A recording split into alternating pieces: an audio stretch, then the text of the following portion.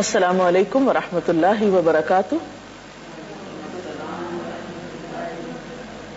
نحمده ونصلي على رسوله الكريم اما بعد فاعوذ باللہ من الشیطان الرجیم بسم اللہ الرحمن الرحیم رب اشرح لي صدری ويسر لي امری واحلل عقدۃ من لسانی یفقهوا قولی.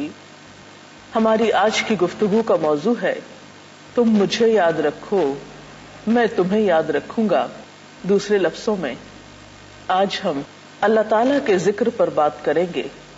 سوال یہ پیدا ہوتا ہے کہ اللہ تعالیٰ کا ذکر کرنا کیوں ضروری ہے، ذکر کا فائدہ کیا ہے، اور بذات خود ذکر ہوتا کیا ہے. ذکر کا معنی ہے کسی کو یاد کرنا. انسان کس کو یاد کرتا ہے؟ یقیناً اسی کو جو اس کو اچھا لگتا ہے، جس کی اس کی زندگی میں کچھ اہمیت ہوتی ہے. ظاہر ہے کہ ہمارا رب جس نے ہمیں پیدا کیا، جس نے ہمیں سب کچھ دیا، وہ اس بات کا سب سے بڑھ کر مستحق ہے کہ اسے یاد رکھا جائے. اور خاص طور پر روزے کی حالت میں.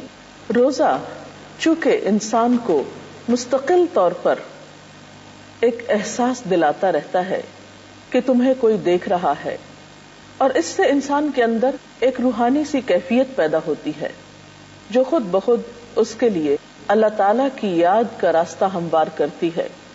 اور ویسے بھی روزے کے ساتھ ہر نیکی کا اجر و ثواب کئی گنا بڑھ جاتا ہے. نبی اکرم صلی اللہ علیہ وسلم سے ایک بار پوچھا گیا کہ سب سے زیادہ نماز کس کی اچھی ہے، سب سے زیادہ روزہ کس کا اچھا ہے، سب سے زیادہ حج کس کا اچھا ہے. تو آپ نے فرمایا جو ان میں سب سے زیادہ اللہ تعالیٰ کو یاد کرے، یعنی جس نماز میں اللہ کی یاد زیادہ ہو وہ نماز سب نمازوں سے اچھی ہے. جس روزے میں اللہ کا ذکر سب سے بڑھ کر ہو وہ روزہ سب سے اچھا ہے، سب سے افضل ہے. اور اسی طرح دیگر عبادات بھی. تو وہ روزہ جس میں اللہ تعالیٰ کا ذکر کیا جائے وہ عام روزوں کی نسبت اور پھر عام دنوں کی نسبت کئی گنا زیادہ بہتر ہو سکتا ہے. اور پھر اللہ تعالیٰ بھی فرماتے ہیں فاذکرونی اذکرکم واشکروا لی ولا تکفرونی. تم مجھے یاد رکھو میں تمہیں یاد رکھوں گا، اور تم میرا شکر ادا کرتے رہو اور میری ناشکری نہ کرنا. ذکر کی اہمیت اور فضیلت کسی سے بھی چھپی ہوئی نہیں، اور اس وقت ذکر کے موضوع پر بات کرنا تو دراصل ایک یاد دہانی ہے، کیونکہ ہم سب بھولنے والے ہیں. بہت سی چیزوں کو ہم سمجھتے ہوئے بھی بھول جاتے ہیں. تو آئیے چند ایک احادیث اس سلسلے میں ہم دیکھتے ہیں. نبی اکرم صلی اللہ علیہ وسلم کا فرمان کیا ہے، آپ کا طریقہ کیا ہے، اور ہمیں کیا کرنا ہے. حضرت ابو ہریرہ سے مروی ہے، ایک حدیث قدسی میں آتا ہے اللہ تعالیٰ فرماتے ہیں کہ میں اپنے بندے کے ساتھ ہوتا ہوں جب وہ مجھے یاد کرتا ہے اور اس کے ہونٹ میری یاد میں حرکت کرتے رہتے ہیں. تو گویا ذکر کرنے والے کو اللہ تعالیٰ کا قرب نصیب ہوتا ہے. اور اللہ تعالیٰ خود بھی فرماتے ہیں یا ایھا الذین آمنوا اذکروا اللہ ذکرا کثیرا. اے لوگو جو ایمان لائے ہو اللہ کا ذکر کرو، بہت کثرت کے ساتھ ذکر کرنا. یعنی یہ اللہ تعالیٰ کا مطالبہ ہے ہم سے، اپنی مخلوق سے، اپنے بندوں سے، کہ وہ ہر چیز سے بڑھ کر اس کو یاد کریں. بات یہ ہے کہ اس کا فائدہ بھی خود ہم ہی کو ہے. قرآن پاک میں اللہ تعالیٰ فرماتے ہیں الذین آمنوا وتطمئن قلوبهم بذکر اللہ الا بذکر اللہ تطمئن القلوب. ایسے ہی لوگ ہیں جنہوں نے مان لیا اور ان کے دلوں کو اللہ کی یاد سے اطمینان ہوتا ہے. سنو اللہ کی یاد، اللہ کا ذکر ہی وہ چیز ہے جس سے دلوں کو اطمینان نصیب ہوتا ہے.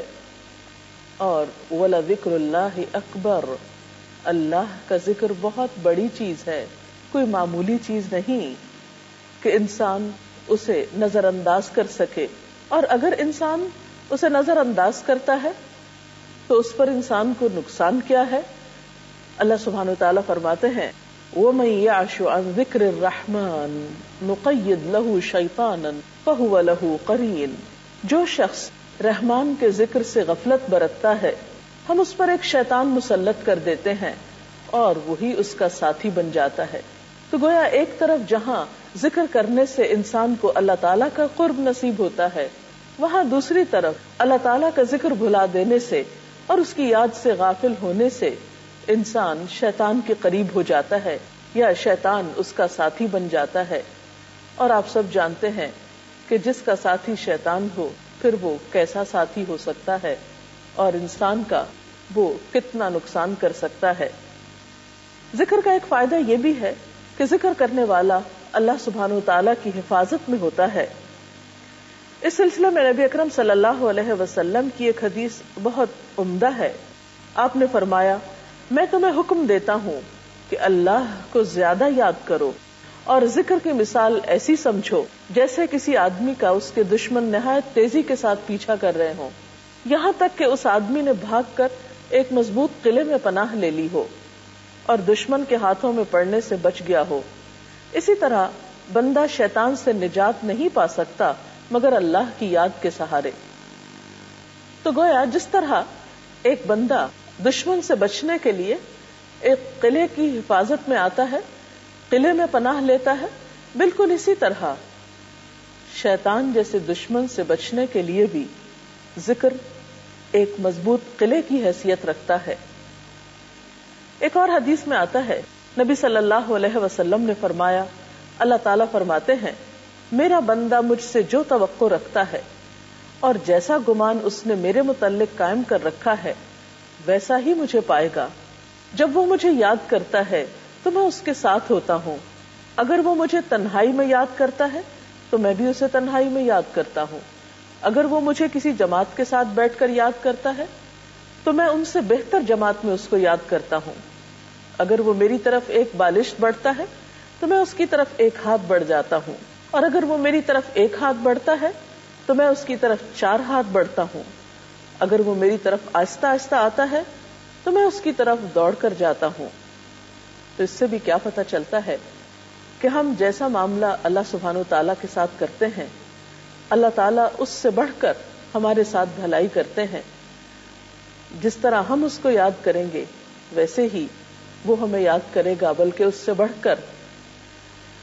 نبی صلی اللہ علیہ وسلم نے فرمایا، جب کوئی جماعت یعنی اکٹھے ہو کر لوگ بیٹھتے ہیں اور اللہ کو یاد کرتے ہیں تو اللہ تعالیٰ کے فرشتے اس جماعت کو گھیر لیتے ہیں، اس کی رحمت ان پہ چھا جاتی ہے اور سکینت ان پہ نازل ہوتی ہے، اور اللہ تعالیٰ ان کا تذکرہ فرشتوں سے کرتے ہیں. اس سے بھی پتہ چلتا ہے کہ انفرادی ذکر کے علاوہ اجتماعی ذکر یعنی اکٹھے بیٹھ کر دوسرے لوگوں کے ساتھ مل کر اللہ تعالیٰ کو یاد کرنا بہت اجر و ثواب کی بات ہے. بعض اوقات یہ پوچھا جاتا ہے کہ ذکر کب کیا جائے.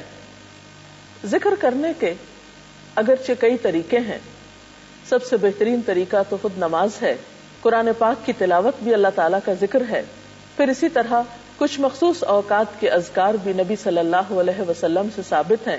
اگر ہم مسنون دعاؤں کا مطالعہ کریں تو ہم دیکھتے ہیں کہ صبح سے لے کر رات تک اور رات سے صبح تک بہت سے اوقات اور مواقع ایسے ہیں جس میں آپ صلی اللہ علیہ وسلم نے اللہ سبحانہ وتعالیٰ کو یاد کیا.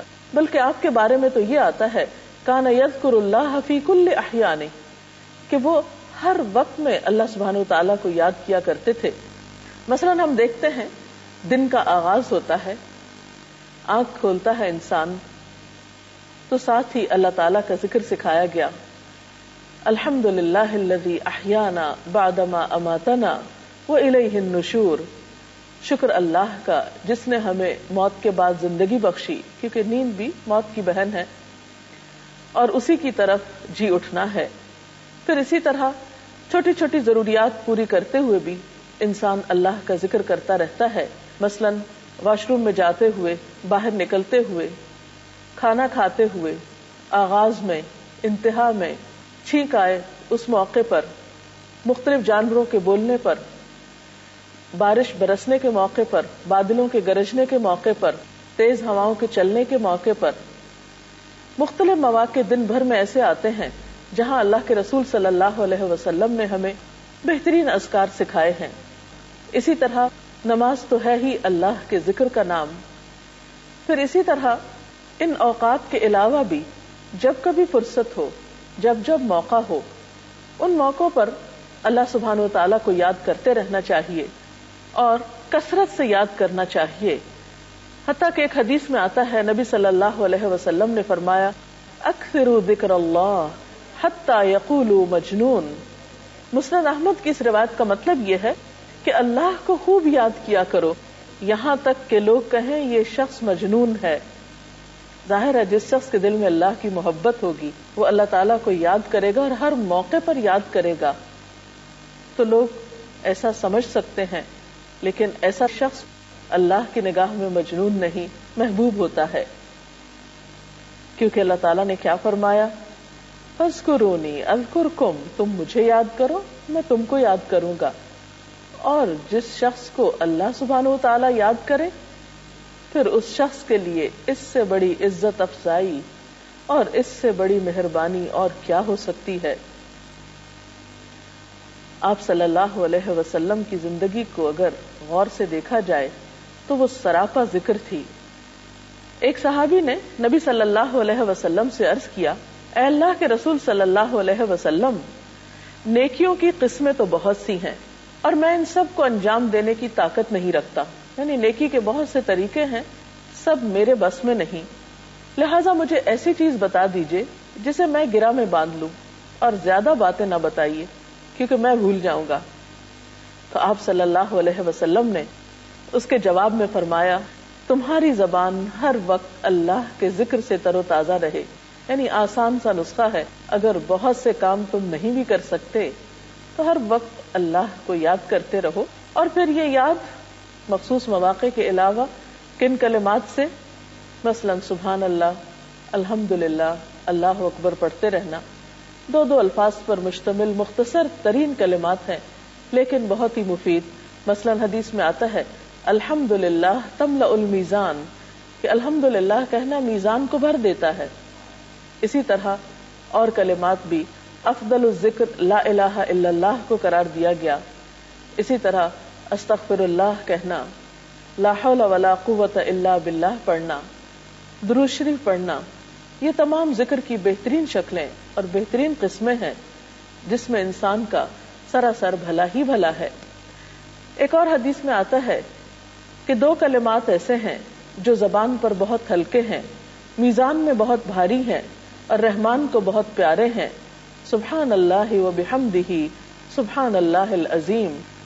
یہ کلمات بھی انسان چلتے پھرتے، اٹھتے بیٹھتے، لیٹے، مختلف کام کاج کرتے اپنی زبان سے ادا کر سکتا ہے.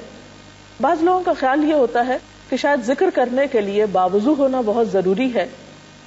ٹھیک ہے، وضو کرنے سے انسان کی کیفیت بدل جاتی ہے، ایسا کرنا بہت پسندیدہ ہے.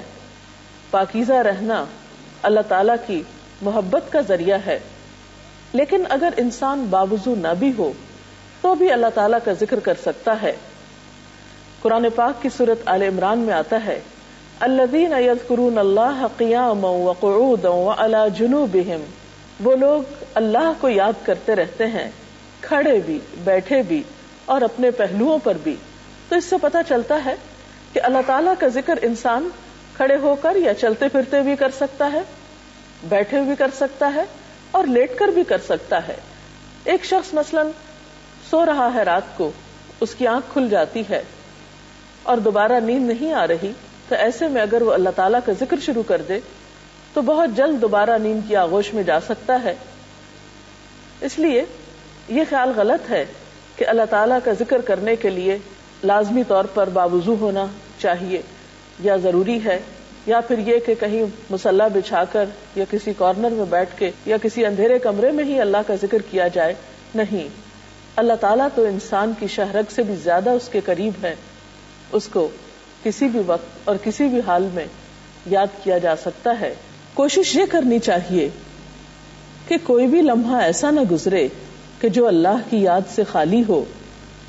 کیونکہ ایک روایت میں آتا ہے، حضرت معاذ کہتے ہیں رسول اللہ صلی اللہ علیہ وسلم نے فرمایا اہل جنت کو کسی چیز پر اتنی حسرت نہ ہوگی جتنی اس لمحے پر جو دنیا میں اللہ کی یاد کے بغیر گزر گیا. گویا جنت میں جانے والے جب ہر طرح کی نعمتیں پالیں گے اور ہر طرف خوشیاں ہی خوشیاں اور نعمتیں ہی نعمتیں ہوں گی، اس وقت ان کو اگر حسرت ہوگی، غم ہوگا، تو اس بات پر کہ ہم نے دنیا کی زندگی میں اپنا کوئی بھی لمحہ اللہ کے ذکر کے بغیر کیوں گزارا. لیکن آج ہم اس دنیا میں ہوتے ہوئے ان اوقات کی قدر نہیں کرتے، اور بسا اوقات ہاتھ پہ ہاتھ دھرے خاموش بیٹھے رہتے ہیں. خصوصاً انتظار کے لمحات میں ایسے لمحات کو ضائع کرنے کی بجائے ان سے بھرپور فائدہ اٹھانا چاہیے. اب دیکھیے کہ بعض اوقات ہم ڈرائیونگ کر رہے ہوتے ہیں یا واک کر رہے ہوتے ہیں، یا خواتین گھر میں کام کاج کر رہی ہوتی ہیں، مثلاً برتن دھو رہی ہیں، کھانا پکا رہی ہیں، تنہا ہے گھر میں، کوئی بھی نہیں، کسی سے کوئی بات چیت نہیں ہو سکتی. تو ایسے میں اللہ تعالیٰ کو یاد کرتے رہنے سے کاموں میں آسانی بھی ہو جاتی ہے اور انسان کے لیے وقت گزارنا بھی آسان ہو جاتا ہے. بعض اذکار ایسے ہیں کہ جو انسان کو غموں سے نجات دیتے ہیں، بعض اذکار تو جسمانی تھکاوٹ تک کا علاج بتائے جاتے ہیں. مثلاً حضرت فاطمہ رضی اللہ تعالی عنہا حضور اکرم صلی اللہ علیہ وسلم کے پاس حاضر ہوئیں اور ان سے غلام طلب کیا، کیونکہ وہ کام کر کر کے تھک جاتی تھی. تو آپ صلی اللہ علیہ وسلم نے جواب میں انہیں کچھ تسبیحات بتائیں جو تسبیحات فاطمہ کے نام سے مشہور ہیں، کہ 33 مرتبہ سبحان اللہ پڑھو، 33 مرتبہ الحمدللہ اور 34 مرتبہ اللہ اکبر. تمہاری تھکاوٹ دور کرنے کے لیے یہ تسبیحات کافی ہوں گی. آپ بھی آزما کر دیکھ سکتے ہیں اور اللہ تعالیٰ سے دعا کرتے ہیں کہ اللہ تعالیٰ ہمیں اپنے ذکر کی توفیق عطا فرمائے. ذکر کے لیے زبان کا استعمال کرنا ضروری ہے یا دل ہی دل میں بھی ہو سکتا ہے ذکر؟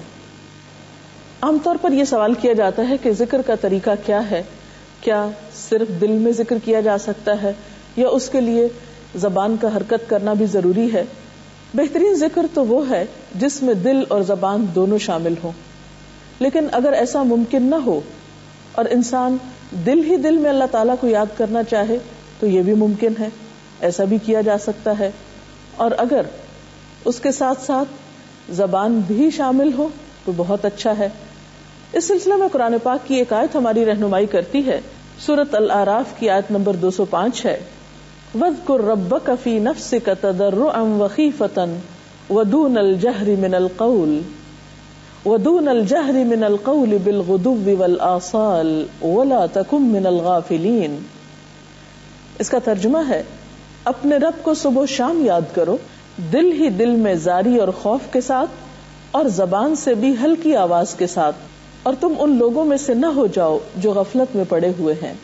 اور یہاں سے ایک اور بات بھی ہمیں پتہ چل رہی ہے کہ اللہ تعالیٰ کی یاد میں کبھی زاری اور خوف بھی شامل ہونا چاہیے. یعنی ذکر محض زبان کی ایکسرسائز نہیں، یا روٹین سے پڑھے ہوئے چند الفاظ نہیں، یا رٹے رٹائے چند جملے نہیں، یا محض تسبیح کا پھیرنا نہیں، بلکہ اس میں حقیقی معنوں میں اللہ تعالیٰ کی یاد کا شامل ہونا ضروری ہے. یہی ذکر کی اصل روح ہے. کوئی اور سوال ہو تو آپ کر سکتے ہیں. آج کل کی زندگی میں ہر شخص اتنا مصروف ہے کہ ذکر کرتے کرتے دوبارہ اپنے کام میں مصروف ہو جاتا ہے. اس کے لیے کوئی عملی ٹپس بتائیے. یہ بات درست ہے کہ انسان ذکر کرتا ہے پھر بھول جاتا ہے، پھر اس کو احساس ہوتا ہے کہ مجھے اللہ تعالیٰ کو یاد کرنا چاہیے، پھر اس پر کچھ غفلت کے لمحات آ جاتے ہیں. ایسا عمل بالکل فطری ہے. اس کے لیے ضروری ہے کہ انسان جو کام اپنی زندگی میں کرنا چاہتا ہے ان کو باقاعدہ اپنے پاس لکھ لے، یا یاد دہانی کا کوئی بھی طریقہ مقرر کر لے. کیونکہ کوئی بھی کام جس کی ہم پلاننگ نہ کریں، منصوبہ بندی نہ کریں، اور پھر یکسوئی کے ساتھ یا تسلسل کے ساتھ اس پر عمل نہ کریں، اس کی پابندی نہ کریں، تو اس کام کا صحیح فائدہ نہیں ہو سکتا. مثلا آپ کو کھانا ہی کھانا ہے، اگر آپ بغیر کسی ترتیب کے اور بغیر کسی منصوبے کے جو آپ کے سامنے آئے کھانا شروع کر دیں تو آپ سوچ سکتے ہیں کہ اس کا نتیجہ کیا ہوگا. اسی طرح یہ ہے کہ کبھی آپ کھانا کھائیں ہی نہ اور کبھی آپ بہت زیادہ کھا لیں تو اس سے بھی آپ کی صحت درست نہیں رہے گی. تو اسی طرح روحانی صحت کے لیے بھی ضروری ہے کہ آپ کے ذکر میں تسلسل بھی ہو، اعتدال بھی ہو. اس کے لیے ضروری ہے کہ آپ کچھ اوقات مقرر کریں، اور اس کے لیے بہترین طریقہ ہے سنت کے پیٹرن کو فالو کرنا، کہ مثلا صبح کے اوقات میں نبی صلی اللہ علیہ وسلم جو صبح شام کی دعائیں پڑھتے تھے ان کو پڑھیے، پھر نمازوں کی پابندی کیجیے، پھر قرآن پاک کی تلاوت صبح کے وقت رکھیے، اور اس کے علاوہ جو ذکر آپ کو کرنا ہے وہ کہیں لکھ لیجیے. مثلا اپنے اوپر پابندی آپ عائد کر سکتے ہیں کہ مجھے دن میں ایک تسبیح سبحان اللہ کی کرنا ہے، ایک الحمدللہ کی کرنا ہے، اور پھر اپنے آپ کو رات کو چیک کیجیے. رات کو سونے سے پہلے اگر چند لمحات ایسے رکھیں اپنے لیے کہ جس میں ایک تو اپنا محاسبہ کریں کہ آج مجھ سے کوئی ایسی بات تو نہیں ہوئی کہ جس سے میرا رب ناراض ہوا ہو، کیا میں نے کسی انسان کا دل تو نہیں دکھایا، کیا کسی کا حق تو نہیں مارا. اس سے یہ ہوگا کہ جو استغفار اس وقت ہم کریں گے وہ کہیں زیادہ مفید ہوگی بنسبت اس کے کہ ہم روٹین میں ایک تسبیح استغفار کی پڑھ لیں. اسی طرح یہ ہے کہ اگر رات کو سونے سے پہلے کچھ دیر ذکر کر کے سویا جائے تو دن بھر کی جو ٹینشنز ہیں وہ ریلیز ہو جائیں گی اور نیند بھی بہتر طور پر آئے گی. تو جب آپ کچھ اوقات مقرر کر لیتے ہیں اور کچھ اذکار مقرر کر لیتے ہیں اور شعوری کوشش کرتے ہیں ان کی پابندی کرنے کی، اور یہ سب کچھ کہیں لکھا ہوا بھی ہے آپ کے پاس کہ وقتاً فوقتاً اپنی لسٹ چیک کرتے رہیں، تو اس سے انشاءاللہ تعالی آپ ذکر کرنے کے عادی ہو جائیں. اجازت چاہتے ہیں. اللہ حافظ.